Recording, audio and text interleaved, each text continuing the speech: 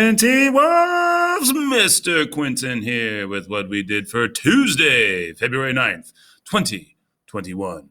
So, yesterday we talked a little bit about what the Bill of Rights was, kind of a little bit of refresher discussion. We absolutely watched a 3-minute video. Hopefully you watched that 3-minute video too, that kind of just briefly went over what the Bill of Rights was. You got to see some various silly scenario type stuff and then see which actual amendment applied to that. So today, what did we do today? Well, we kind of built off of that. And it was mainly built around discussion in class of the different amendments going through. So as always, we're pretending we're first period here, but you're going to go to your particular period, head on down to quarter 3 and jump on into week of February 8th. You'll see there is a Tuesday folder. Jump on into the Tuesday folder, and there you go. We've got the Bill of Rights again in 3 minutes, just as a reference tool for you, along with the Bill of Rights Part 2. Now, as we wait for Schoology to finally get with it here, because goodness gracious, is it slow this morning. You have, again, your Bill of Rights explained. So we're using our same resource as yesterday. All right. And again, we're only concerning ourselves with the amendments. All right. And so we basically ran through each of these amendments. So we talked a little bit about Amendment 1. Where did it come from? Why is it important? Why was it such a big deal that people felt that we needed to be able to speak up against the government? Why would it have been such a big deal that Britain would not have wanted people to be able to speak out and say, you can't tell us what to do. You have to listen to what we have to say. Britain didn't like that. And so they dissented against that yoke that they were putting on them. And so they wanted to make sure that it was enshrined, that people could say what they wanted and be able to practice their religion how they wanted. A lot of people don't realize that a lot of people who came from America came here so that they could get away from religious persecution. And that also became something that was a big deal here. So, right of freedom of speech, right of freedom of religion. Folks, there are places today where the press, which is basically newspapers and news organizations, we don't really see them as newspapers anymore, but that was the big thing that they meant by the press back then. For us now, it would definitely be all of the journalism that you see on the internet. That still counts as the press. They couldn't just report anything they wanted. And there are places today, believe it or not, that cannot report just anything they want. And so here we have that freedom. We have the freedom for the press to be able to say, so-and-so is doing a good job. So-and-so is doing a bad job. Maybe they want to say that they feel that someone is a good candidate or that someone is a bad candidate. You have that ability here. You have that platform here in the United States, and that's not guaranteed everywhere. Right to assemble and petition. Folks, assemble just means exactly like with Avengers, right? Avengers assemble, and they all come together. That's what assemble means. It means people can get together in large groups or small groups. Sometimes that just means having a bunch of people over at your house, maybe having 10 or 15 people over at your house, and y'all have a barbecue and y'all want to talk about the things that y'all want to talk about. That's an assembly. And you can also do that in large groups, as I'm sure we all saw last summer with the George Floyd protests. And that also leads us right into petition. So petition, that's where we go and tell the government, we got a problem.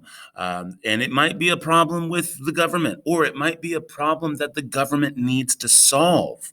And so we take it to them. We have those rights. They're enshrined in our Constitution. The next amendment, the right to bear arms. And no, we don't mean raw, bear arms, even though it is kind of spelled that way. Bear arms, folks. The Second Amendment was, again, something that was very, very enshrined into the Constitution because they had just fought a war to fight off a previous government. And so they knew that in order to make sure that the government couldn't be too powerful again, the citizens had to have the right to arm themselves. They had to have the right to defend themselves. And so that is why it was enshrined into the Constitution that that the people should have the right to keep and bear arms. And there are many, many people who have lots of things to say about that today. And so whether or not you agree or disagree, hey, that is entirely up to you. But that is where it is at. That is the history and where it came from. So that's the right to bear arms. Then we have housing of soldiers, Amendment 3. So, in the video, they called it no quartering. So, again, England would make people take over somebody's house or take over their barn and displace them. And then they would be like, hey, you have to feed and house our soldiers. And it's too bad that you don't have a place for yourself. And we might pay you for it eventually. But in the meantime, you're responsible for taking care of us.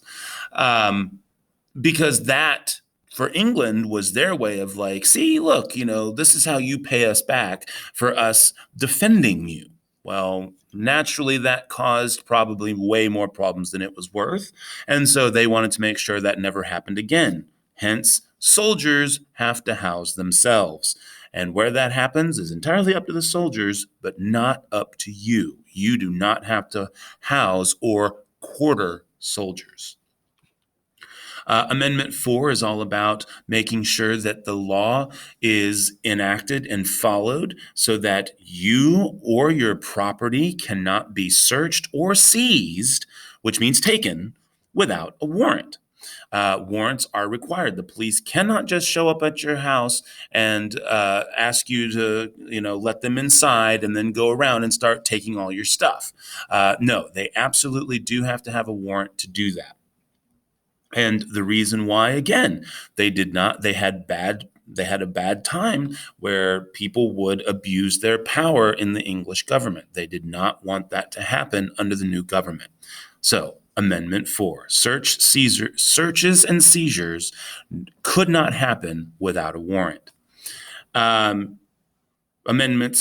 Amendment 5, this is all about making sure that people can't testify against themselves. You also can't be tried more than once for the same crime. It's what they call double jeopardy.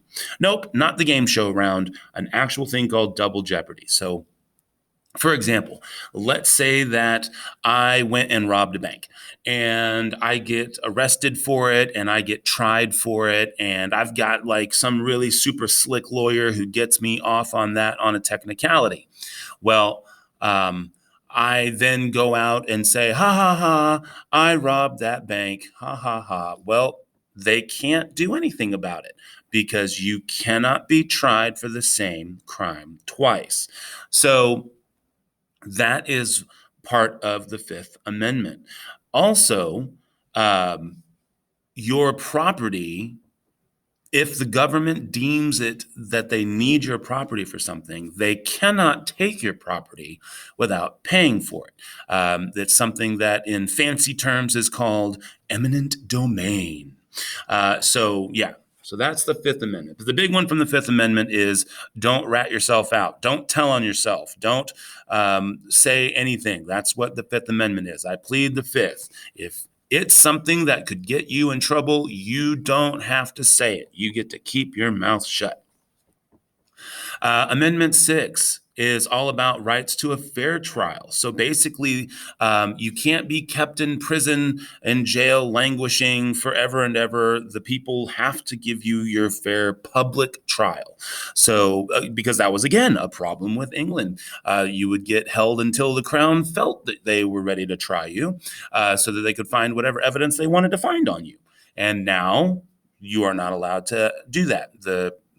The government has to give you a fair trial. It has to be public, not in private, and it has to be speedy, as fast as they can get it.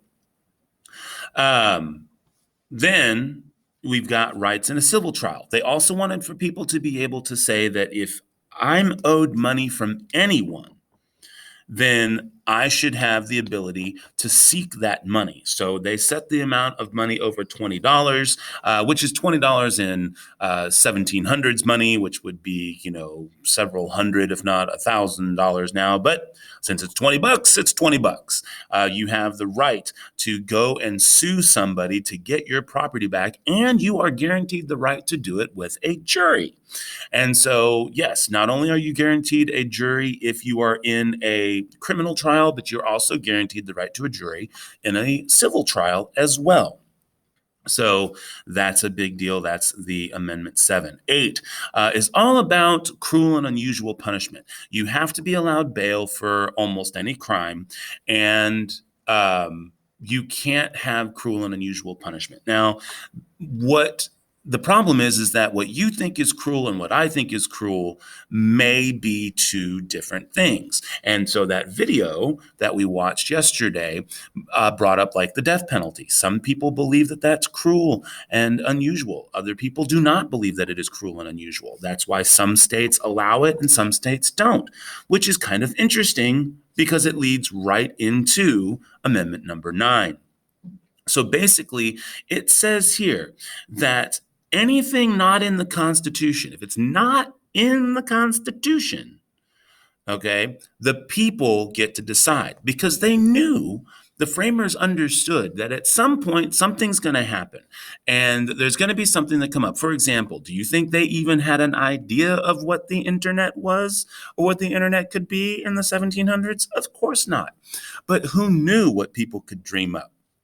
And so they did not want the government to automatically have control over every single thing. So if it's not in the Constitution, the people get the rights to have it first. They get to decide. So it's by state or by jurisdiction.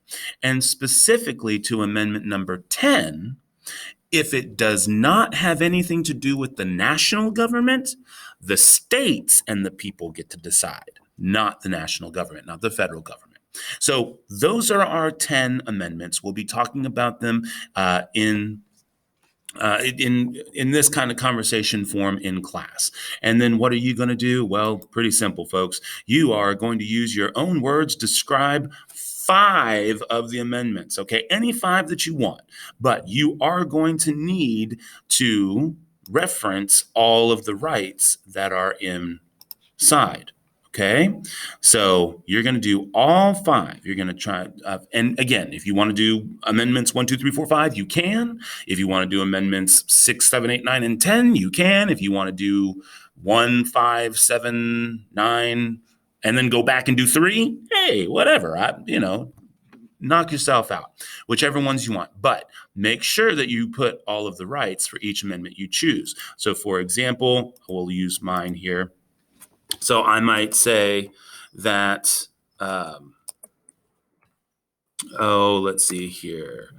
The First Amendment gives us the right to freedom of speech, freedom of religion, freedom of the press, as well as the rights to assemble and petition the government.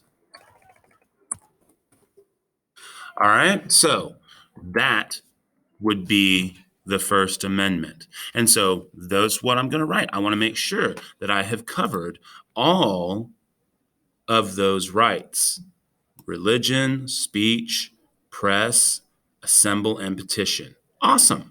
Okay, so don't just copy and paste, folks. Don't just copy and paste. You'll see that I was able to write all of that without copy and pasting. Okay, so you're going to do that for all 5 amendments that you choose.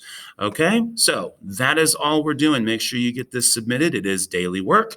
Remember, we have 2 quizzes on Thursday, which is your at-home learning day. There's also Friday that you're going to be off school this week, and Monday of next week you're off school. But folks, we do have that test coming up next Wednesday. test next Wednesday, not tomorrow, but next Wednesday, the 17th. All right, folks, that's all I got for you. If you need anything, send me a note in Schoology, send me an email. Other than that, we will see you later on. Mr. Quinton, out.